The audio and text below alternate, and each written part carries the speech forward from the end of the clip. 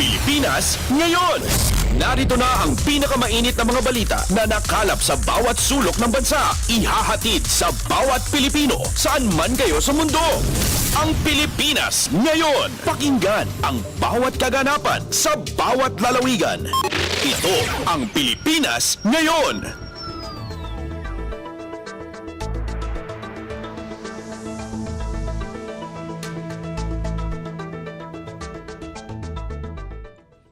Magandang araw po sa ating mga tagapakinig. Welcome po ulit sa ating programang Ang Pilipinas Ngayon. Ito po ang inyong lingkod, Steph Vicente. Samahan niyo po ako sa kabuuan ng ating palatuntunan.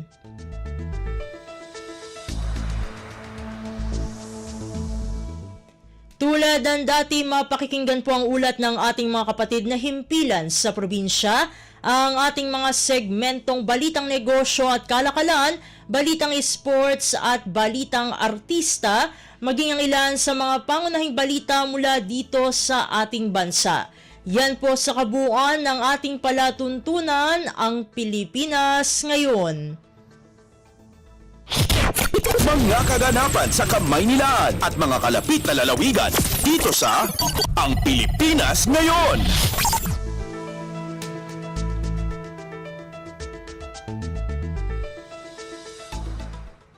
Sa mahahalagang balita, hinikayat ni Pangulong Ferdinand R. Marcos Jr. ang mga Pilipino na maging positibo at ituon ang pag-iisip sa paglago ngayong bagong taon.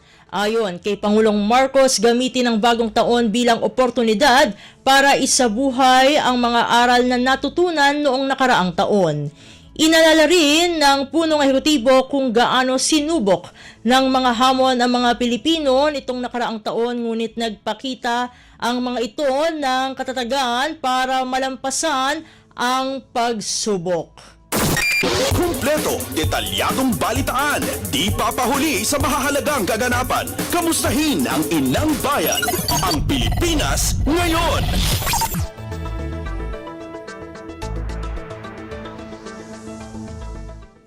Samantala, Philippine Ambassador to the US Romualdez magsisilbing kinatawan ni Pangulong Marcos sa inaugurasyon ni US President-elect Trump ngayong buwan ng Enero. Ang detalye ng balita, ihahatid sa atin ni Raquel Bayan. Kakatawanin ni Philippine Ambassador to US Jose Manuel Romualdez si Pangulong Ferdinand Marcos Jr. sa inaugurasyon ni US President-elect Donald Trump sa darating na ika-20 ng Enero sa Washington, D.C. Ayon kay PCO Acting Secretary Cesar Chavez, naimbitahan sa kaganapan ng mga chief diplomats ng iba't ibang bansa kasama ang spouses o asawa ng mga ito. Ang mga top diplomat ang magsisilbing kinatawan ng heads of state ng mga bansa at pamahalaan na kanilang pinaglilingkuran. Kaugnay nito, sinabi ng kalihim na sa kasalukuyan, wala pang kumpirmasyon kung bibisita si Pangulong Marcos sa Estados Unidos upang personal na makausap at makaharap si President Trump. Mula sa Malacanang, ito si Raquel Bayan para sa Radyo Pilipinas. Pasada ng mga balita mula sa Pilipinas para sa mga Pilipino saan man sa mundo. Ang Pilipinas Ngayon.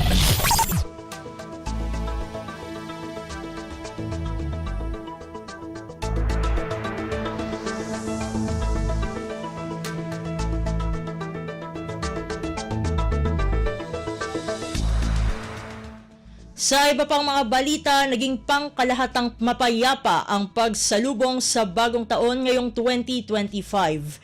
Ayon sa Philippine National Police o PNP, wala silang natanggap na ulat na nagkaroon ng major untoward incident nitong New Year's Eve. Sinabi ni PNP spokesperson Brigadier General Jean Fajardo, kabuang 593,094 na iligal na paputok ang kanilang nakumpiska na nagkakahalaga ng 3.9 million pesos. Nakapagtala ang PNP ng 27 kaso ng indiscriminate firing kung saan 21 katao ang nahuli at 17 armas ang nakumpiska. Naitala rin ang 6 na sagutan dahil sa ligaw na bala habang 297 naman ang bilang ng mga biktima ng paputok kung saan isa ang nasawi.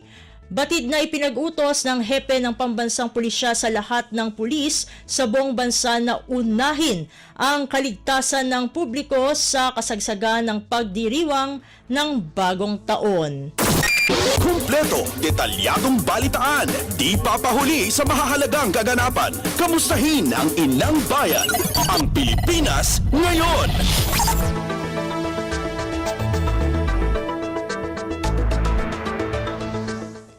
Samantala, pagsalubong ng bagong taon sa Quezon City, generally peaceful ayon sa QCPD. Ang kabuang ulat ihahatid sa atin ni Mary Ann Bastasa. Naging maayos at mapayapa ang selebrasyon ng pagsalubong ng bagong taon sa Quezon City ayon yan sa assessment ng Quezon City Police District.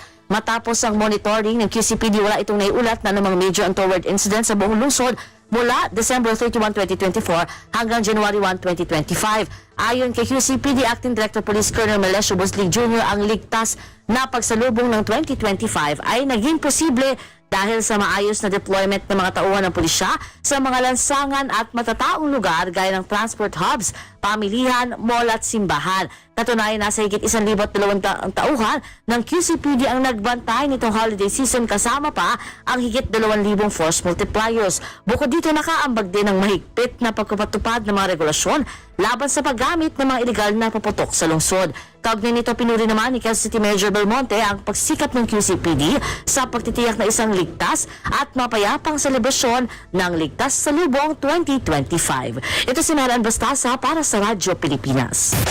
Pasada ng mga balita mula sa Pilipinas para sa mga Pilipino saan man sa mundo. Ang Pilipinas ngayon.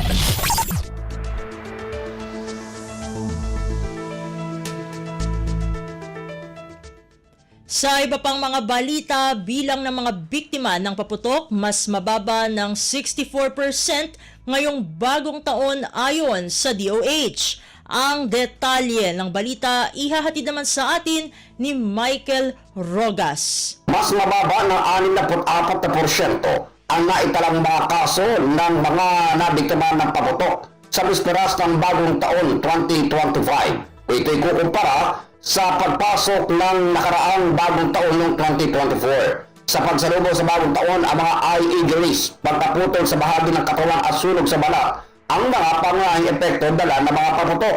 Sa tala ng Department of Health, 239 sa mga biktima ay nasa 19 na taong gulang pababa. 20 taon dito pataas, habang 299 na pawang mga lalaki at 41 ang mga babae.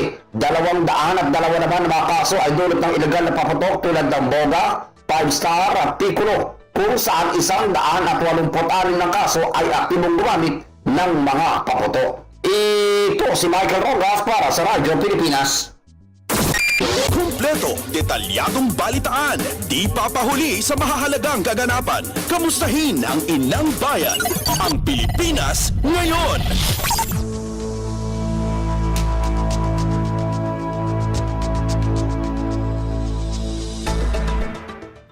Samantala, Pasay Police nakapagtala ng kasong pamamaril sa unang araw ng taong 2025.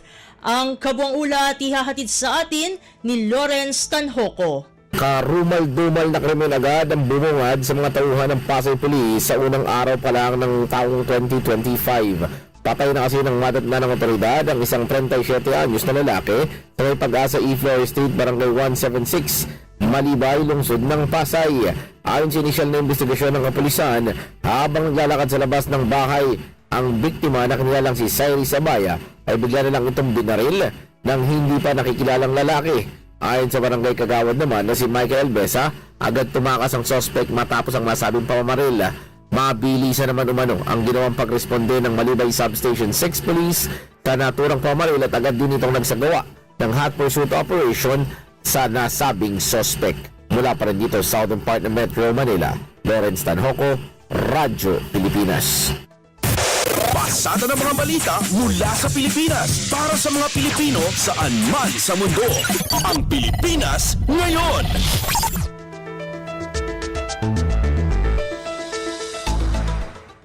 Sa iba pang mga balita, mas mababa ang bilang ng sunog sa Metro Manila sa pagsalubong ngayong bagong taon kumpara noong isang taon.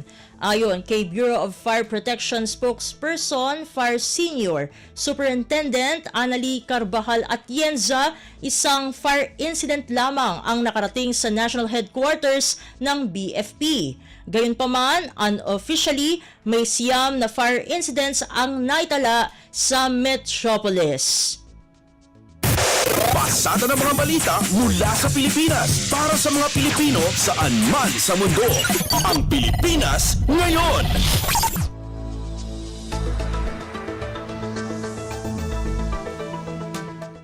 Samantala, modernisasyon at apolitikal na puwersa ng pulisya ipinangako ni PNP Chief Marbil sa 2025. Ang detalye ng balita ihahatid naman sa atin ni J. Mark Dagala. Muling tiniyak ng Philippine National Police ang pagiging technology-driven, professional at apolitical ng buong hanay nito para taguyod ang saligang batas gayon din ang kaayusan kapayapaan sa bagong taon. Ito ang binigay din ni PNP Chief Police General Romel Francisco Marbil sa kanyang mensahe sa mga Pilipino kasabay ng pagpasok ng taong 2025. Sinabi ni Marbil na kailangan makasunod ng mga pulis sa mga nagbabagong demanda sa pagpapatupad ng batas sa makabagong panahon. Muli ring siniguro ni Marbil sa mga Pilipino na kanila pang pagbubutihin ng mga ginagawang inisyatiba para protektahan ang buhay, bantayan ng mga ari-arian at ipatupad ang rule of law.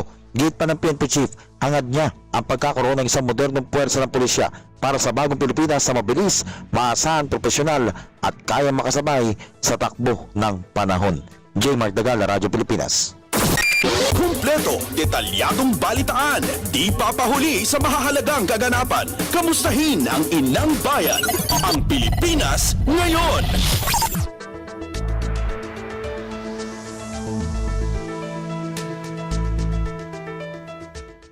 Sa iba pang mga ulat, reforma ng Administrasyong Marcos Jr. sa sektor ng agrikultura unti-unti nang nagbubunga ayon sa Navotas Solon. Ang kabuang ulat ihahatid sa atin ni Kathleen Forbes. Kinilala ng isang mambabatas ang mga pagbabago sa sektor ng agrikultura sa ilalim ng Administrasyong Marcos. Ayon kay Navotas Representative Toby Tiangco, unti-unti nang nagbubunga ang mga reforma ng pamahalaan sa sektor ng agrikultura. Isa sa patunay dito ay ang nakamit na 95% inventory goal ng National Food Authority sa taong 2024, kung saan mayroon ng higit 5 milyong sako ng tig 50 kilos ng bigas na binili mula mismo sa mga lokal na magsasaka. Una na sinabi ni NFA Director Larry Lacson sa pagdinig ng Quinta Committee na mayroong 5.4 million bags na nakaimbak sa kanilang warehouse o katumbas ng 275,000 metric tons ng bigas. Git ni Tiangco, sa tulong ng mga batas at reformang isinulong ng Pangulo Ferdinand R. Marcos Jr. ay masisiguro natin na maganda ang takbo ng sektor ng agrikultura at ang pag-unlad ng buhay ng ating mga magsasaka. Ito si Kathleen Forbes para sa Radyo Pilipinas.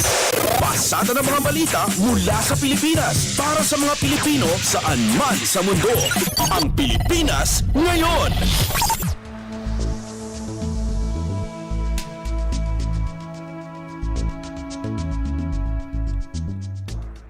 Sa iba pang mga balita, kita ng Contact Center Association of the Philippines para sa nakaraang taon, inaasahang aabot sa bilyong dolyar. Ang detalye ng balita ihahatid sa atin ni Melanie Valdos Reyes. Inaasahang nasa $31.5 billion ang kita ng Contact Center Association of the Philippines o SICA para sa taong 2024. Habang nasa 1.62 billion naman na trabaho ang naipagkaloob ng industriya sa Pinoy workforce. Ayon kay SICA President Mikey Ocampo, ang paglago ng ITBPM ngayong taon ay dahil sa cost efficiency, availability ng high-quality talents, infrastructures at matatag na suporta ng gobyerno. Anya, nakikita rin niya na magbubukas ng oportunidad ang mga bagong teknolohiya at artificial intelligence kasama na ang data analytics, cybersecurity at cloud solutions sa industriya. Ayon kay Ocampo, mahalaga lamang na maging handa ang Filipino workforce sa transition ng industriya mula traditional contact center service para maging complex o ang knowledge process outsourcing o KPO-based services. Melanie Valdos Reyes para sa Radyo Pilipinas. Kumpleto, detalyadong balitaan, di papahuli sa mahahalagang kaganapan. Kamustahin ang inang bayan, ang Pilipinas ngayon.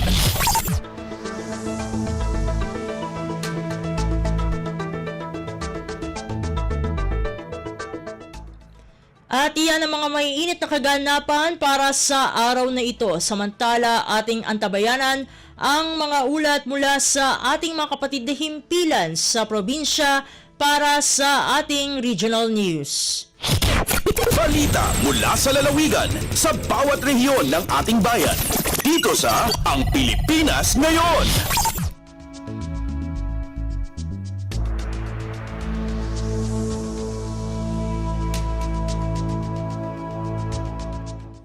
Narito na ang bugso ng ating mga regional news. Dumako muna tayo sa rehiyon ng Luzon.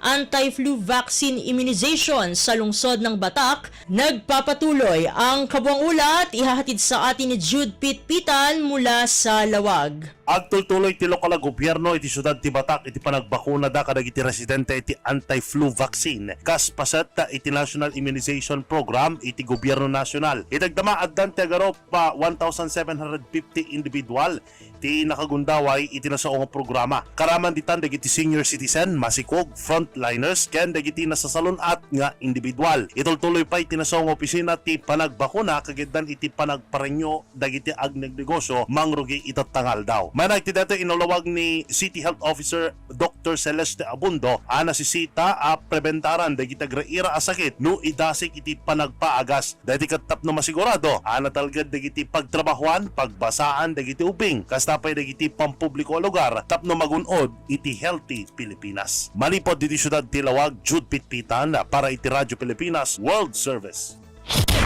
Balita mula sa lalawigan sa bawat rehiyon ng ating bayan.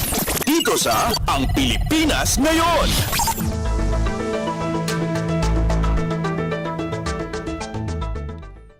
Inyong napakinggan ang ulat ni Jude Pitpitan mula sa Lawag. Puntahan naman natin ang Agoo. BJMP La Union nananatiling nakaalerto upang maiwasan ang mga insidente sa mga bilangguan kahit tapos na ang holiday season. Narito si Glenda Sarak para sa balita. Agdal talinaad anak alerto ti Bureau of Jail Management and Penology wenno BJMP iti probinsya ti La Union tapno maliklikan dagiti insidente iti uneg ti pagbaludan kas iti posible a panaglibas dagiti persons deprived of liberty wenno PDL uray nalpasan ti holiday season. Sigon iti BJMP La Union agdal talinaad anak red alert status opisina agramanan dagiti district jail iti probinsya. Iti panagrugi ti tawan iti kalman sinarongkaran ni BJMP La Union Acting Provincial Jail Administrator Jail Senior Inspector Cherry Jane Riparip dagiti district jail iti probinsya kinangisayang kat daytoy iti personal accounting rank inspection ken kinasarita na dagiti naka-duty at personnel ti BJMP. Iti napalabas a holiday season nagbalin ana ingat ti panagbantay ti BJMP kari iti pagbaludan kastamotan kari iti bisita nga apan sumarongkar kari iti nakabalod a kapamilyada a nagresulta iti panakaliklik dagiti insidente. Kagiddan iti raytoy inparik na ti BJMP kari iti PDL ditoy La Union ti espiritu tinapalabas a Pasko ken baro atawan babaan kari iti gift giving program kabinadang dadag iti voluntaryong individual, grupo ken organisasyon. Manipod Agoo La Union, Glenda Bakungan Sarak para iti Radyo Pilipinas World Service. Balita mula sa lalawigan sa bawat rehiyon ng ating bayan. Dito sa Ang Pilipinas Ngayon.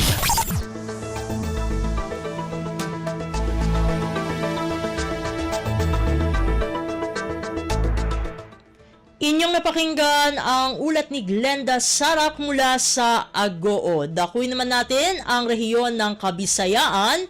Ayudang pinansyal ipinamigay ng LGU Borongan. 5,800 senior citizens sa naturang lungsod na biyayaan. Ang detalye ng balita ihahatid sa atin ni Socaberia mula sa Borongan. Maabutin 5,800 ni hapin senior citizens sa syudad ng Borongan at ginlalauman na kinarawatan ira monthly monetary allowance sa gindumara nga payout ng lokal nga pamunuan ng syudad apag pinuligayan City Social Welfare and Development Office ug City Treasurer's Office kabakyang liwat at Confederated Senior Citizens Association of Borongan, Office for Senior Citizens Affairs ang syudad ug adtong mga presidente ng Barangay Senior Citizens Association uri nga simana bulan ng Disyembre 2024. Sinuyod ang payout team at mga barangay ang syudad agud maipanduhol na sabi nga senior citizens at 3,000 pesos sa kantidad ang monthly monetary allowance para ang ikaduha nga semestre han tuig 2024. Ano sabi nga Social Services Program ng LG Borongan atong ginparigunan ang City Ordinance number 2100 of 2021 an ordinance granting monthly monetary allowance to eligible senior citizens in the city of Borongan for other purposes as amended. Tikang syudad ng Borongan, Socaberia, Radyo Pilipinas, World Service. Balita mula sa lalawigan sa bawat rehiyon ng ating bayan. Dito sa Ang Pilipinas Ngayon.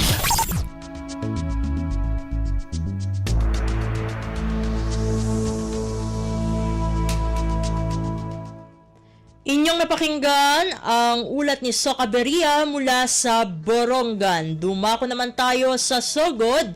10 bayan ng Southern Leyte ayaw na sa droga. Ang kabuang ulat, ihahatid naman sa atin ni Gemma Destriza Narit.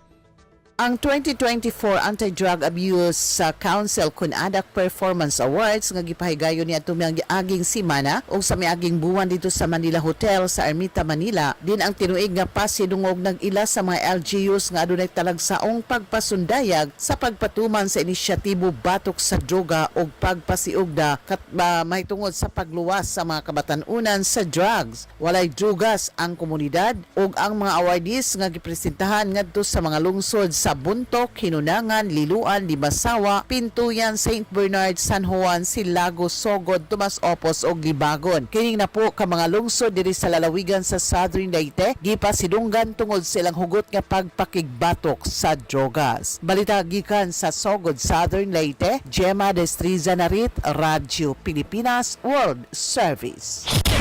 Balita mula sa lalawigan sa bawat rehiyon ng ating bayan. Dito sa Ang Pilipinas Ngayon.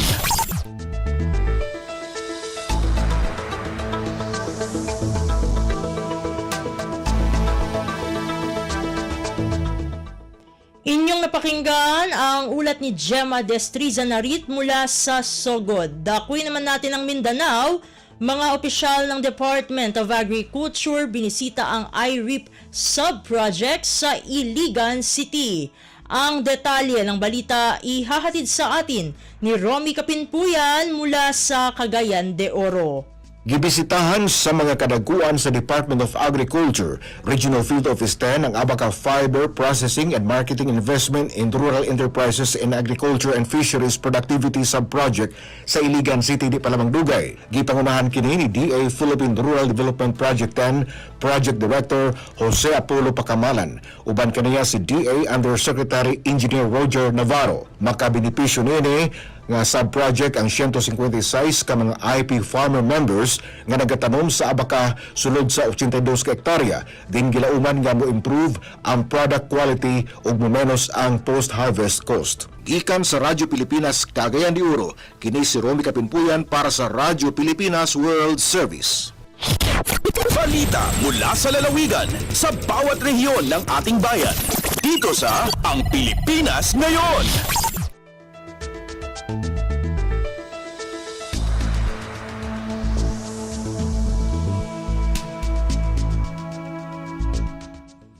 Inyong napakinggan ang ulat ni Romy Kapinpuyan mula sa Cagayan de Oro. Puntahan naman natin ang Zamboanga. 1st Infantry Division pinarangalan bilang top major unit ng Philippine Army sa isinagawang 2024 Annual General Inspection. Narito si Leslie Cubol para sa balita. Gipasidunggan ang 1st Infantry Tabak Division Philippine Army isip top major unit human ang gipahigayang 2024 Philippine Army Annual General Inspection o paagi. Ang Tabak Division mo'y nakaangkon sa outstanding overall rating nga 96% sa kategoryang excellent sa tanang major unit sa Philippine Army sa tibuok nasod. Gitunol sa pamunuan sa Philippine Army ang pasidungog adto kang Major General Gabriel Viray III, Commanding General sa First ID, pinagi sa seremonyas nga gipahigayon sa headquarters sa Philippine Army sa Fort Andres Bonifacio sa dakbayan sa Taguig sa kauluhang Manila. Ang paagi mangusa ka critical nga evaluation process nga nagpakanaog og hukom sa operational readiness, discipline ug overall effectiveness sa mga major units sa Philippine Army.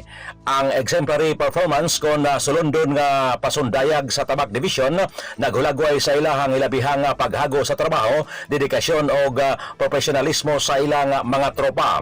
Naghulagway usab kini sa lawom nga pagtamod sa First ID sa ilang tahas og misyon o sa pagpatuman sa labing taas nga sumbanan sa disiplinang militar. Gikan diri sa Radyo Pilipinas Zamboanga, kini Celeste Cubol para sa Radyo Pilipinas World Service. Balita mula sa lalawigan sa bawat rehiyon ng ating bayan. Dito sa Ang Pilipinas Ngayon.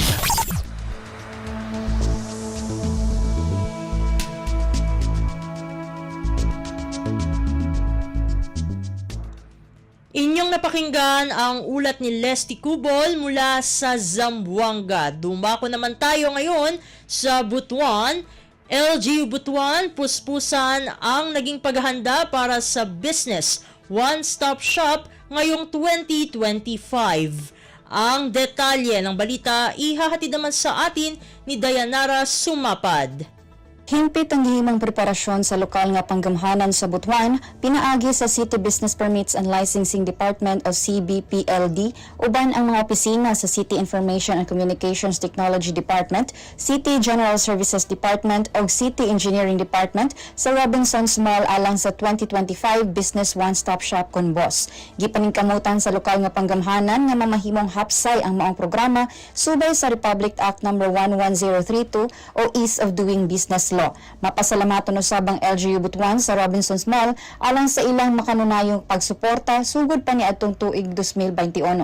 Giawhag ang tanang business owners ning syudad nga mag-renew sa ilang mga business permit sugod karong adlaw Enero 2 hangtod 31 ning tuig kasamtangan sa Robinsons Mall, Barangay Bayanihan ning syudad sa Butuan. Sila magapaabot sa ilang serbisyo Lunes hangtod Biyernes sugod alas 8 sa buntag hangtod alas 8 sa gabii ug Sabado gikan alas 8 sa buntag hangtod alas 5 sa hapon. Magpadayon ang renewal sa business permit nga walay penalty sa opisina sa CBPLD City Hall Building gikan Pebrero 1, 2025 hangtod Marso 31, 2025. Gikan sa Radyo Pilipinas Butuan, Dayan Sumapad para sa Radyo Pilipinas World Service. Balita mula sa lalawigan sa bawat rehiyon ng ating bayan. Dito sa Ang Pilipinas Ngayon.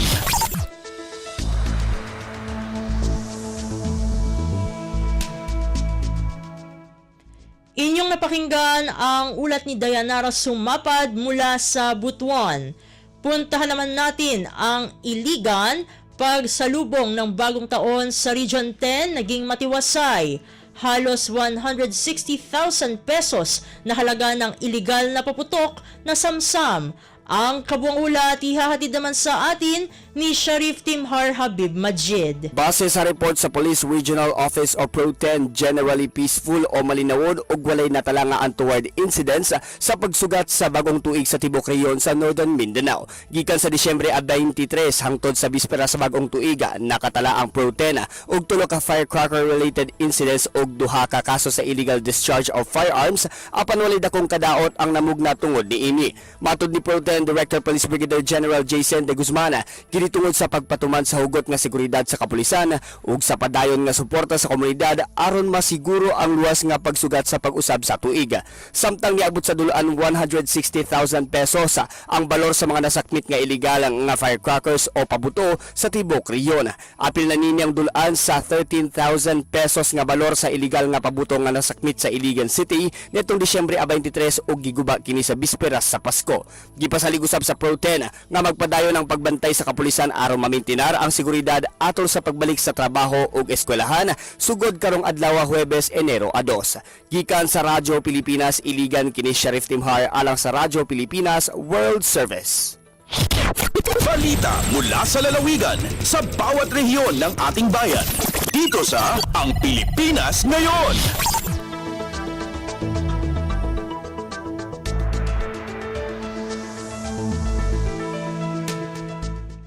At inyong napakinggan ang ulat ni Sheriff Timhar Habib Majid mula sa Iligan. Dito na nagtatapos ang ating regional news. Narito naman ang ating segmentong Balitang Negosyo at Kalakalan na ihahatid sa atin ng ating kasamang si Bea Gaza de Guzman. Lagay ng ekonomiya, kalakalan, negosyo at iba pa. Atin ang alamin dito sa Ang Pilipinas Ngayon. Magandang araw, narito ang Balitang Negosyo at Kalakalan. Matagumpay ang Pilipinas sa paglikom ng mahigit $100 million na revenue sa pamamagitan ng Halal Friendly Philippines campaign sa ginanap na Saudi Halal Expo. Nangangahulugan ang tagumpay na ito na nakamit ng Pilipinas ang reputasyon sa international stage bilang trusted provider ng halal certified products at services. Pahayag ni Department of Trade and Industry o DTI Secretary Cristina Roque, kabahagi pa rin ang tagumpay ng layunin ng bansa tungo sa bagong Pilipinas na mayroong matatag at malakas na halal ecosystem na nakakasabay sa global demand. Dagdag ni Roque, resulta ito ng pagsisikap ng mga industriya at pamahalaan sa pagpapasigla ng negosyo, paghimok ng dayuhang pamumuhunan at paglikha ng trabaho para sa mga Pilipino at sa global halal community. Kasama sa pangunahing sektor na nagpalakas ng revenue ang pre-cooked ready-to-eat food segment na nakasecure ng $15 million deals. Seafood at fish supply sector na may $35 million sa sales at naabot ang mahigit 200 supermarkets at restaurants sa Saudi Arabia. Samantala, nakapag-arrange ng 1-year estimated contract halal compliant logistics services na tinataya nagkakahalaga ng $5 million. Ang halal dedicated information technology solutions sector mayroong $38 million deals para sa marketing, promotion at streamlining ng halal certification processes. Sa ilalim ng liderato ni Secretary Roque, nakamit ng DTI ang tagumpay na ito sa pakikipagtulungan sa mga partners tulad ng Philippine Embassy in Saudi Arabia, Federation of Saudi Chambers, Philippine Consulate General sa Jeddah, Department of Agriculture, BARM, Department of Budget and Management, Bangko Sentral ng Pilipinas at Philippine Halal Export Board. Lagay ng ekonomiya, kalakalan, negosyo at iba pa. Atin ang alamin dito sa Ang Pilipinas Ngayon. Lumiliit na ang average farm size ng bansa, ngunit dumarami naman ang mga bilang nito ayon sa census ng Philippine Statistics Authority o PSA. Sa pinakahuling ulat nito, sinabi ng PSA na ang average farm size sa Pilipinas ay bumaba sa 77% o nasa 0.83 ektarya noong taong 2022 mula sa 3.61 ektarya noong 1970. Bagamat dumarami ang bilang ng mga farm, binigyang diin ng PSA na patuloy sa pagbaba ang total area ng farm simula noong 1991. Sa datos ng ahensya, bumaba ang total farm area noong 2022 sa 38.2% o 6.16 na milyong ektarya mula sa 10.77 milyong ektarya noong 1991. Mas maliit pa rin ang farm area noong kumpara sa mga naunang taon tulad ng 10.73 milyong ektarya na naitala noong 1980 at 8.49 na milyong ektarya noong 1970. Ayon sa ahensya, dumarami ang mga farm at nakapagtala ito sa pagitan ng January 1 hanggang December 31, 2022 ng 7.43 milyong farms na mayroong crop farm at o livestock at poultry operation. Mas mataas ito sa 5.56 na milyong farms noong 2012. Sa mga rehiyon, iniulat ng PSA na Western Visayas ang mayroong pinakamataas na bilang ng farm noong 2022 na mayroong 79,000 farm. Sakop nito ang total area na 454,000 ektarya. Ang Central Visayas mayroong 722,000 mga farm katumbas ng 305,000 ektarya. Ang National Capital Region o NCR ang mayroong pinakakaunting bilang ng farm na mayroong 34,000 farm o katumbas ng 15,000 ektarya. Pag-uulat pa ng PSA, ang top 3 na mga rehiyong mayroong pinakamaraming farm area ay ang Soxargen na mayroong 600,000 ektarya, Bicol Region na mayroong 519,000 ektarya at Cagayan Valley na mayroong 514,000 ektarya. Lagay ng ekonomiya, kalakalan, negosyo at iba pa. Atin ang alamin dito sa Ang Pilipinas Ngayon. Pangwakas sa ating balitang negosyo at kalakalan, inaasahan ng Philippine hospitality industry na patuloy na lalakas sa taong 2025. Kasabay ito ng pagtutulak ng pamumuhunan sa infrastruktura at reforma sa mga polisiya na siyang nagbibigay ng positibong development sa mga bagong hotel at resort. Pinaplano ngayon ng Lichu Property Consultants LPC ang pagpapalawig ng serbisyo nito sa mga pangunahing paliparan. Kasama na rito ang Manila at Bohol Panglao International Airports, ganun din ang mga bagong ruta sa himpapawid patungong secondary cities. Inaasahan na rin ang pagpapatupad ng panukalang Value-Added Tax o VAT refund system para sa mga turistang dayuhan. May potensyal itong magresulta sa mas mataas na spending para sa hospitality at retail sectors. Sa pagtataya ng LPC, lalawak ang accommodation ng bansa sa 2% ngayong 2025 at magdadagdag ito ng 7,560 rooms sa pamamagitan ng 34 na mga proyekto nito. 54% o katumbas ng 4,134 na mga rooms sa Luzon. Sinusundan ito ng Visayas na mayroong 3,000 at 336 na mga rooms at Mindanao na mayroong 70 rooms. Metro Manila ang magkakaroon ng pinakamalaking dagdag na aabot sa 2,882 rooms. Central Visayas na may mahigit 2,300 rooms. Mayroon ding bagong accommodation sa Panglao na mayroong mahigit 700 rooms, Mactan na mayroong mahigit 800 rooms at Cebu City na mayroong mahigit 500 rooms. Mayroong ding dadagdag sa mga beach destination tulad ng Boracay, Coron at El Nido. Ganun din ang Baguio, Laguna at Batangas. Lagay ng ekonomiya, kalakalan, negosyo at iba pa. Atin ang alamin dito sa Ang Pilipinas Ngayon. At yan ang ating balitang negosyo at kalakalan. Ito si Bea Gaza de Guzman para sa Radyo Pilipinas World Service. Lagay ng ekonomiya, kalakalan, negosyo at iba pa. Atin ang alamin dito sa Ang Pilipinas Ngayon.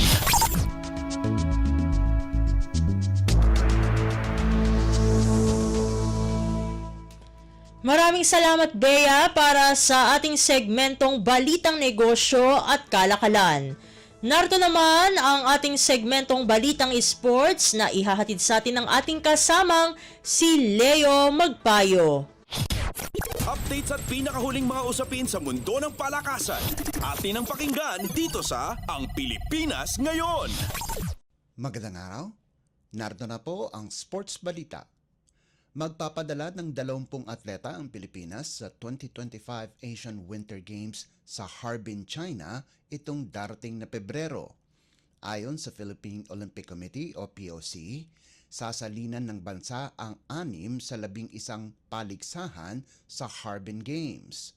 May 10 atleta ang bubuo ng koponan mula sa Curling Winter Sports Association of the Philippines o Curling Pilipinas, kung saan ang buong delegasyon kasama na ang mga opisyales ay binubuo ni na Mark Angelo Feister, Enrico Gabriel Feister, Christian Patrick Holler, Alan Beat Frey, Jessica Feister, Benjo Delarmente, Kathleen Duberstein, Leilani Duberstein, Sheila Mariano at Anne-Marie Bonache. Ang mga figure skater naman ay magmumula sa Philippine Skating Union na kinabibilangan ni na Paulo Borromeo, Sofia Frank, Catherine Lemket Kai at ang tambalang Isabela Games at bagong naturalized Alexander Korovin ay ipapadala din sa Asian Winter Games. Si Peter Grosse-Close naman ay sasali sa short track speed skating. Ipapadala naman ng Philippine Ski and Snowboarding Association sina Francis Seccarelli at Talula Prowls para sa alpine skiing, Laitas Amihan Rabe para sa freestyle skiing at Adrian Tongko para sa snowboarding. Sinabi ni POC President Abraham Bambol Tolentino na magiging stepping stone ang Asian Winter Games para sa pangarap nitong makuha ang kauna-unahang medalya sa Winter Olympics. Magsisilbing chef de mission ng Team Philippines si Richard Lim. Gaganapin ang Asian Winter Games mula Pebrero 7 hanggang 14 sa Harbin, China. Updates at pinakahuling mga usapin sa mundo ng palakasan. Atin ang pakinggan dito sa Ang Pilipinas Ngayon. Maganda ang panimula ng taong 2025 ni Filipina tennis star Alex Ayala sa kanyang kampanya sa Canberra International.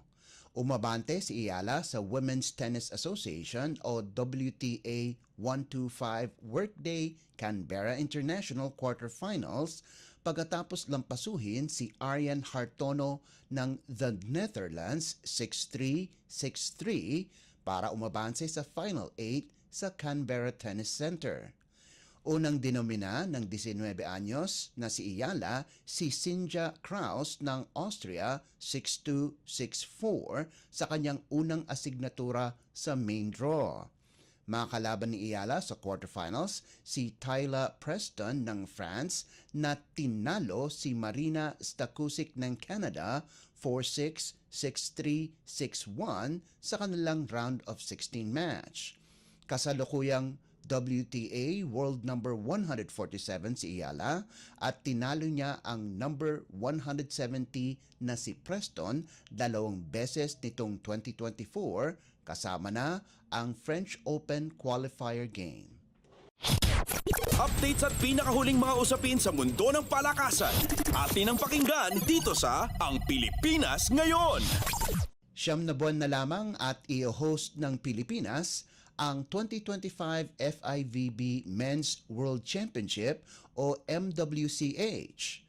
31 koponan mula sa magagaling na men's volleyball team sa buong mundo ang masisilayan sa bansa mula Setyembre 12 hanggang 28 na lalaruin sa Mall of Asia Arena at sa Araneta Coliseum.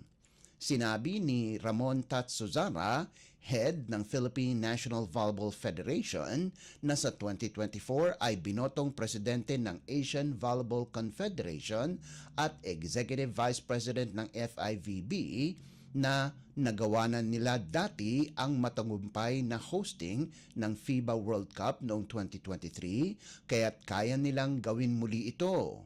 Malaki ang kumpiyansa ni Suzara lalo't-lalo na noong nakuha niya ang suporta mula sa gobyerno sa pangunguna ni Pangulong Ferdinand R. Marcos Jr. Samantala, ang unang Interagency Technical Working Group meeting ay sinimulan ng Philippine Sports Commission o PSC noong Nobyembre na ginanap sa Rizal Memorial Sports Complex. Binubuo ang Local Organizing Committee para sa FIVB MWCH 2025 nina Senator Pia Cayetano, Manuel Pangilinan, Philippine Olympic Committee President Abraham Bambol Tolentino at PSC Chairman Richard Bachman. Kasama ang Team Philippines sa Pool A na kasama ang 11-time African Champion Tunisia, kasalukuyang Africa titleist at Paris Olympian Egypt at ang 2024 Asian Championship runner-up na Iran. Ang world number 1 Poland naman ay nasa Pool B kasama ang Romania, Qatar at the Netherlands, habang ang Volleyball Nations League champion na France ay napagrupo sa Pool C kasama ang Korea, Finland at Argentina. Ang Estados Unidos naman ay nasa Pool D kasama ang Colombia, Portugal at 2010 silver medalist Cuba. Slovenia sa Pool E kasama ang Chile, Bulgaria at 2014 bronze medalist Germany. 2022 World Champion Italy ay nasa Pool F kasama ang Algeria, Belgium at Ukraine. Libya, European League 2023 winner Turkey at Canada sa Pool G at Brazil, 2024 Challenge Cup winner China, Czech Republic at Serbia sa Pool H. Updates at pinakahuling mga usapin sa mundo ng palakasan. Atin ang pakinggan dito sa Ang Pilipinas Ngayon. At yan ang pinakahuling balita sa larangan ng palakasan. Para sa Radyo Pilipinas World Service, ito po si Leo Magpayo. Magandang araw. Updates at pinakahuling mga usapin sa mundo ng palakasan. Atin ang pakinggan dito sa Ang Pilipinas Ngayon.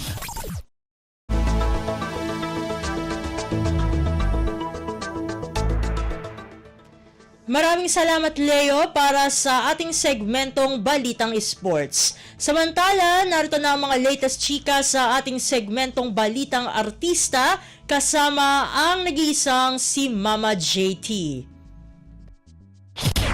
Ang latest, ang hottest sa showbiz and entertainment. Heto na sa Ang Pilipinas Ngayon.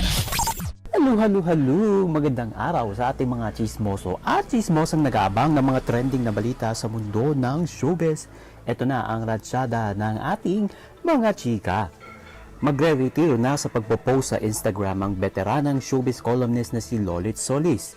Sa kanyang pinakauling Instagram nitong bisperas ng bagong taon, December 31, 2024, sinabi ni Manay Lolit na yun na raw ang huling araw na magpo-post siya ng showbiz columns sa naturang platform. Anya, mentally tired na daw talaga si Lolit at gusto na nitong namnamin ang buhay retirado ng paunti-unti. Dagdag pa niya, wala na raw itong dapat patunayan o hindi na niya kailangan pang maging transparent sa kanyang nararamdaman. At masaya ang puso ng showbiz columnist nitong Pasko lamang dahil nagpaabot ito ng pasasalamat sa mga kaibigang artista para sa mga ipinadala nitong mga regalo noong araw ng Pasko. Nagpasalamat rin ito sa mga kaibigan na nagparamdam sa kanya ng tunay na pagkakaibigan. Sabi pa ni Manay Lolit, quote and quote, "It was a very happy life na talagang utang ko sa showbiz." At napagtanto rin ng batikang showbiz columnist na siya na lang ang natitirang kolumnista kaya magre-retiro na ito sa pag-post ng mga artikulo. At nagpapasalamat rin dito sa publiko sa pagsuporta sa kanyang karera bilang showbiz columnist. Anya, kahit pa tumigil na siya sa pagsusulat ng columns sa kanyang Instagram ay hindi mawawala ang connection niya sa mga ito. Ang latest, ang hottest sa showbiz and entertainment. Heto na sa Ang Pilipinas Ngayon. At sa iba pa nating chika for today, handang-handa na ang aktor na si Enrique Hill na muling makatrabaho ang isa sa mga superstar ng ABS-CBN na si Catherine Bernardo. Tugon dito ng aktor matapos lumabas ang mga chikang pinag-iisipan daw ng Kapamilya Network na magtambal muli sina Kath at Gwen sa isang acting project. Sabi ni Enrique, quote and unquote, "I'm not sure about that. I haven't heard about that. But I'm always open to anything, of course." Unang nagkatrabaho sina Enrique at Catherine sa 2012 ABS-CBN hit primetime series na Princess and I kasama sina Daniel Padilla at Kalir Ramos. Samantala, nilinaw ng aktor na kahit nagpo-focus siya ngayon sa sarili niyang production company, ang Immerse Entertainment, hindi naman niya totally iiwan ang pag-arte sa telebisyon at pelikula. Sabi niya, quote and quote, "This time I really want to focus on different genres I've never done before. Para masasabi ko, when I get old, at least I was able to do everything. So for now, I'm just really enjoying and playing around with different concepts and characters. I'm just having fun." At looking forward din si Enrique na makapag-produce ito ng maraming content sa hinaharap. Ang latest, ang hottest sa showbiz and entertainment. Heto na sa Ang Pilipinas Ngayon. At sa uli natin chika for today, nahaharap sa kritisismo ang kapamilya actress at content creator na si Ivana Alawi matapos nitong mag-promote ng isang online sugal. Sa kanyang Instagram page ay ibinahagi nito ang kanyang larawan na may kinalaman sa inendorsong sugal ang caption. Makikita naman sa comment section ng IG post ni Ivana ang disgusto ng netizen sa pag-endorso ng dalaga sa naturang platform. Hindi naman ito ang unang beses na may artistang napulaan ng madlang people dahil sa pagpo-promote ng sugal. Matatandang maski ang award-winning actress na si Nadine Lustre ay nakatanggap din ng matinding pambabatikos dahil sa pagpo-promote ito ng online gambling. Walang tugon ang kapamilya star hinggil sa kinakarap na issue. Ang latest, ang hottest sa showbiz and entertainment. Heto na sa Ang Pilipinas Ngayon. And OMG, wala na tayong sapat na oras para sa ating balitang artista. Maraming salamat mga kachismi sa pakikinig sa aking mga chika for today. Ako po si Mama JT para sa Radyo Pilipinas World Service. Ang latest, ang hottest sa showbiz and entertainment. Heto na sa Ang Pilipinas Ngayon.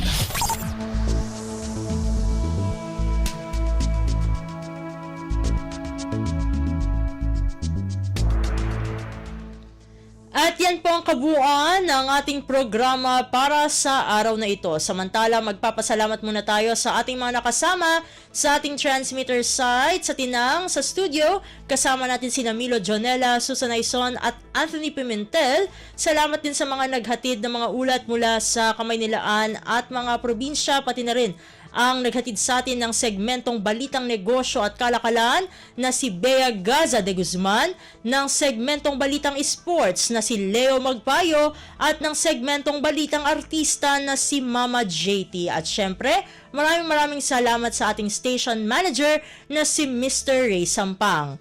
Maraming salamat po hanggang sa susunod na edisyon ng ating palatuntunan.